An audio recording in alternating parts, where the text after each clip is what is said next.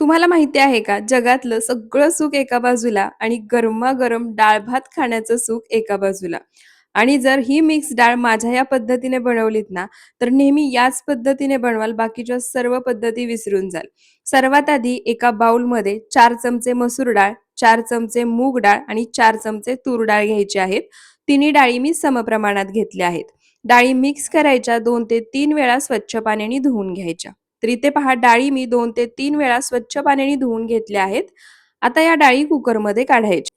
तर इथे मी सर्व धुवून घेतलेल्या डाळी कुकरमध्ये काढून घेतल्या आहेत. सर्व डाळी कुकरमध्ये काढून घेतल्या, की आता यामध्ये पाणी घालायचं.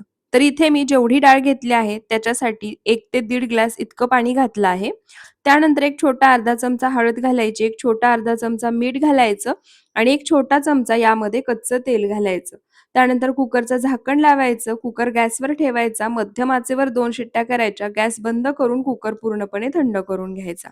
तर इथे पहा मध्यम आचेवर मी कुकरच्या 2 शिट्ट्या केल्या. गॅस बंद करून कुकर पूर्णपणे थंड करून घेतला आहे आणि तुम्ही पाहू शकता सर्व डाळी एकदम छान मऊसूद अशा शिजल्या आहेत.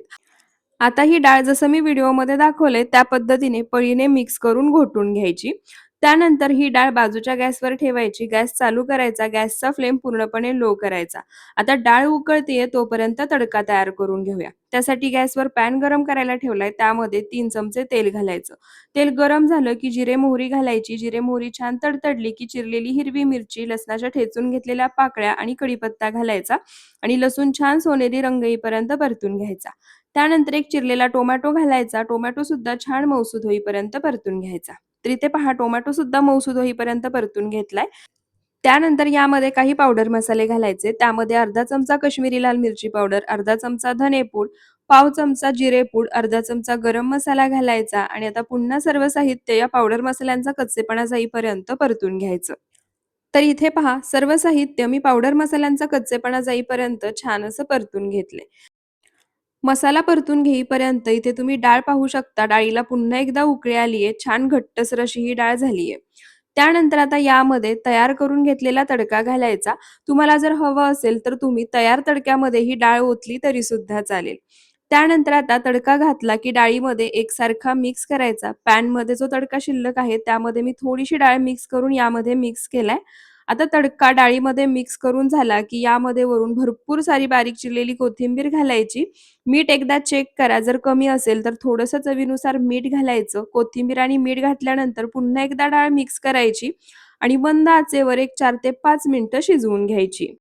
तर इथे पहा मंद आचेवर डाळ एक 4 ते 5 मिनिटं मी छान अशी शिजवून घेतली आहे. डाळीची तुम्ही या ठिकाणी कन्सिस्टन्सी पाहू शकता आणि रंग सुद्धा.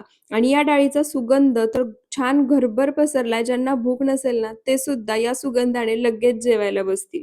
आता मस्त गरमागरम भातासोबत ही मिक्स डाळ सर्व्ह करायची. तुम्हाला जर हवं असेल तर चपाती भाकरीसोबत सुद्धा खाऊ शकता. चपाती भाकरीसोबत सुद्धा ही डाळ अप्रतिम लागते. आणि तुम्हाला जर आजचा रेसिपी व्हिडिओ आवडला असेल तर व्हिडिओला एक लाईक करा, कमेंट करा आणि चॅनलला सबस्क्राईब करा.